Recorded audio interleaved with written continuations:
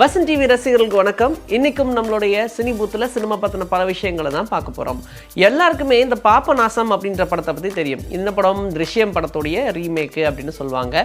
பாகம் 1 பாகம் 2 ரெண்டுமே ரொம்ப பாப்புலரான படம், சஸ்பென்ஸ் நிறைஞ்ச படம். ஜித்து ஜோசஃபோடைய இயக்கத்துல உருவாகி இருக்கும். இப்படி இருக்கும்போது இந்த படத்துடைய 3ஆம் பாகம் உருவாக போகுது அப்படின்னு சொல்லியிருந்தாங்க. திருஷ்யம் 3 அதே காஸ்ட் தான் முடிஞ்ச அளவு காஸ்ட்டை மாத்தாமையே அப்படியே மேனேஜ் பண்ணியிருக்கோம் அப்படின்னு சொல்லியிருந்தாங்க.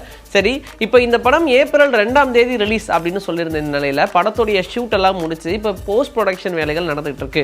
இந்த டைம்ல இந்த படத்துடைய கிளைமேக்ஸ் எப்படி இருக்கும்? ஏன்னா இந்த முழு படத்தை நம்ம பார்த்தாலும் கிளைமேக்ஸ்ல என்ன வச்சிருக்காங்க அப்படின்ற ஒரு ட்விஸ்ட் தான் படத்துடைய மையக்கருவா இருக்கும். அந்த ட்விஸ்ட்டுக்காக தான் இந்த படமே பார்க்குறாங்க. அப்படி இருக்கும்போது இந்த 3ஆம் பாகத்தில் என்ன ட்விஸ்ட் இருக்கும் அப்படின்னு கேட்டா, மிரள வைக்கிற மாதிரியான ட்விஸ்ட், அசர வைக்கிற மாதிரியான ட்விஸ்ட், அசால்ட்டான ஒரு ட்விஸ்ட் அப்படின்ற மாதிரி அடுக்கடுக்கா வசனம் பேசலனாலும் பெருசா இந்த படத்தை பத்தி ஒரு பில்டப்பை போட்டு விட்டுருக்காங்க.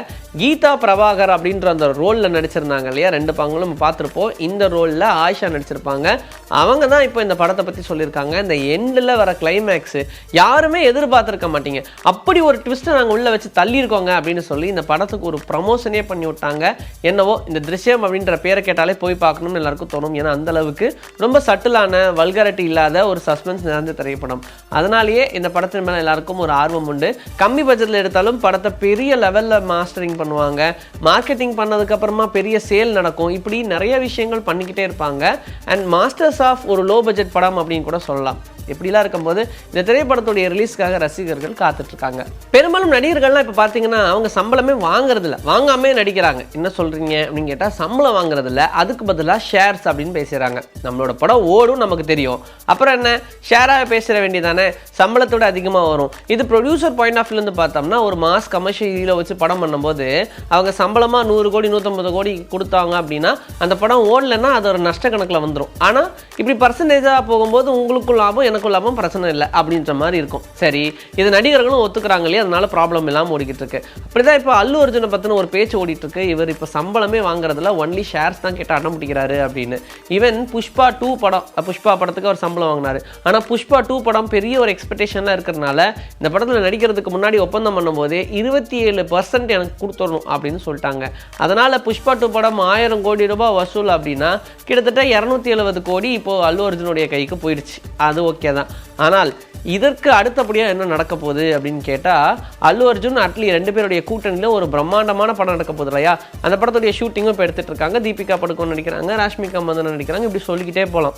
இவங்க எல்லாரும் சேர்ந்து நடிக்கிற இந்த திரைப்படத்தில் அல்லு அர்ஜுன் 30% எனக்கு வேணுங்க அப்படின்னு சொல்லியிருக்காங்க. எவ்வளோ வசூலானாலும் சரி, அதில் 30%, 100னா 30 கோடி எனக்கு கொடுத்துருங்க, 1000னா 300 கோடி கொடுத்துருங்க, 2000 600 கோடி கொடுத்துருங்க அப்படின்னு 30% கணக்கு போட்டிருக்காங்களாம். அதனால் இந்த படத்துடைய வசூலை நம்பி தான் அல்லு அர்ஜுனுடைய சம்பளமே இருக்கு. இப்போதைக்கு அவர் சம்பளமே இந்த படத்துக்கு வேணாம்னு சொல்லிட்டாரு.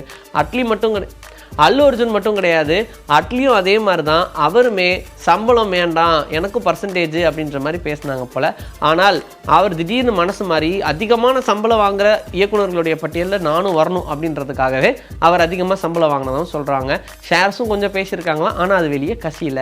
டிசம்பர் 20, 2024 அனீஃப் அதனியோடைய இயக்கத்தில் மார்க்கோ அப்படின்ற படம் ரிலீஸ் ஆயிருந்துச்சு. இந்த படம் வசூல் ரீதியாக பார்க்கும்போது மலையாள இண்டஸ்ட்ரியை ஒரு குலுக்குன திரைப்படம் அப்படின்னு சொல்லலாம். ஏன்னா ரொம்ப கம்மி பட்ஜெட்டில் எடுத்த இந்த திரைப்படம் 100 கோடி ரூபாய்க்கு மேலே வசூல் எடுத்துச்சு. உன்னிமுகுந்தன், கபீர் அப்படின்னு நிறைய பேர் நடிச்சிருந்த திரைப்படம் ஃபுல் அண்ட் ஃபுல் ஆக்ஷன் மட்டும்தான்ப்பா, வன்முறை அப்படியே கலந்து தள்ளியிருக்காங்க அப்படின்ற மாதிரி ஃபுல் ஆக்ஷன் திரைப்படமாக உருவாயிருந்துச்சு. அதே மாதிரி இந்த திரைப்படத்துக்கு எதிர்ப்புகளும் அதிகமாக வந்துச்சு. குழந்தைங்கள்லாம் பார்க்குற மாதிரி இருங்கப்பா, ஏன்ப்பா இப்படி இருக்கிறீங்க, பயங்கர வன்முறையாக இருக்கேப்பா அப்படிலாம் சொல்லிட்டு இருந்தாங்க. இவருடைய அடுத்த திரைப்படம் என்ன அப்படின்னு கேட்கும்போது மார்க்கோ 2 எடுக்க போகிறதா சொல்லியிருந்தாங்க. ஆனால் அந்த படத்தை பற்றின எந்த ஒரு அனௌன்ஸ்மெண்ட்டும் வரவே இல்லை. இதனால் ஃபெட்டப் ஆயிட்டாங்க அப்படின்னு சொல்லலாம்.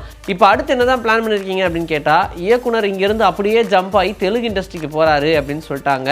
தில்ராஜுடைய ப்ரொடக்ஷனில் ஒரு திரைப்படம் பண்ண போகிறாங்களாம். அந்த கதையே ஒரு சூப்பரான கேங்ஸ்டர் ஃபிலிம். அதனால் அஜித் அவர்களை அணுகலாம் அப்படின்னு சொல்லி அஜித் அவர்கள்கிட்ட தான் கேட்டே இருந்திருக்காங்க போல். ஆனால் அவருடைய சைட்லேருந்து எந்த ஒரு பதிலும் வராதனால இந்த கதையை அப்படியே கொண்டு போய் பாலையா கிட்ட சொல்லி பாலையா ஓகேயா அப்படின்னு சொல்லியிருக்காராம். அதனால் இப்போ இவங்களுடைய கூட்டணியில் ஒரு திரைப்படம் உருவாக போகுது. மார்க்கோ 2லாம் அப்புறமா தான், இவருக்கு ஒரு கமர்ஷியல் பிரேக் தேவைப்படுதுல்லப்பா. அதனால் மார்க்கோ 2 அப்படின்ற படத்தை ஓரமாக வச்சுட்டு இப்போ இந்த திரைப்படத்தை எடுக்கிறதுக்கு பிளான் பண்ணிட்டாங்களாம். சீக்கிரமாகவே இந்த படத்தை பற்றி பற்றின ஒரு அஃபிஷியல் அனௌன்ஸ்மெண்ட் வரும்னு எதிர்பார்க்கலாம். நிதிஷ் திவாரியோடைய இயக்கத்தில் ராமாயணா அப்படின்ற திரைப்படம் உருவாகிட்டு இருக்கு. தீபாவளிக்கு இந்த படத்துடைய முதல் பாகத்தை ரிலீஸ் பண்ணுறோம் அப்படின்னு சொல்லியிருந்தாங்க. இந்த படத்தில் ரன்வீர் கபூர் தான் ராமனா நடிக்கிறாங்க, சீதாவா சாய் பல்லவி நடிக்கிறாங்க. இவங்க இல்லாமல் ராவணனா யஷ், கூடவே ரகுல் பிரீத் சிங், அப்படி காஜல் அகர்வால் அப்படின்னு நிறைய நடிகைகள் சொல்லிக்கிட்டே போகலாம். இப்படிலாம் இருக்கும்போது எல்லாருக்குமே ஒரு முக்கியமான கதாபாத்திரம் கொடுத்தாகணும். அப்படிப்பட்ட கதாபாத்திரங்கள் தான் கொடுத்துருக்காங்க. ராமாயணம் அப்படின்னு சொல்லும்போது இதில் வரக்கூடிய எல்லா கதாபாத்திரங்களுமே ரொம்ப முக்கியமான கதாபாத்திரங்கள். அப்போது விபூஷணன் யார், அவரும் ரொம்ப முக்கியமான கதாபாத்திரம் தான். அவரை யாரை நடிக்க வைக்கலாம் அப்படின்னு சொல்லி ஒரு பெரிய பிளான் ஸ்கெட்ச் எல்லாம் போட்டிருந்தாங்க. ஏன்னா படத்துடைய ஸ்டார்டிங் ராமாயண கதைப்படி விபூஷணன் என்னதான் ராவணனுடைய சகோதரராக இருந்தாலும் அந்த பக்கம் போகாமல் ராமர் சைடு தான் அப்படின்னு சொல்லி ஃபுல் அண்ட் ஃபுல் எங்கே நியாயம் இருக்கோ அந்த பக்கமே வருவேன்னு சொல்லி வந்திருப்பார். அதுக்கப்புறமா ஸ்ரீலங்கா, அதாவது லங்கையுடைய அரசராக எப்போ வந்து ராவணனை அழிச்சாரோ அப்போ லங்கையுடைய மன்னனா விபூஷணனை தான் முடிசூடுவாங்க. அதனால் இந்த கதாபாத்திரம் ரொம்ப முக்கியமான கதாபாத்திரம். கெட்டவனாகவும் இருக்கணும், அப்படியே ஒரு நல்லவனாலும் டிரான்ஸ்ஃபார்ம் ஆகணும். யாருப்பா கரெக்டாக இருப்பாங்க அப்படின்னு பார்த்தா விஜய் சேதுபதி எப்படிங்க இருப்பார், அவர் வேணால் கொஞ்சம் யோசிச்சு பாருங்க அப்படின்னு ஒரு பிளான் பண்ணி அதை எக்ஸிக்யூட்டும் பண்ணியிருக்காங்கப்பா.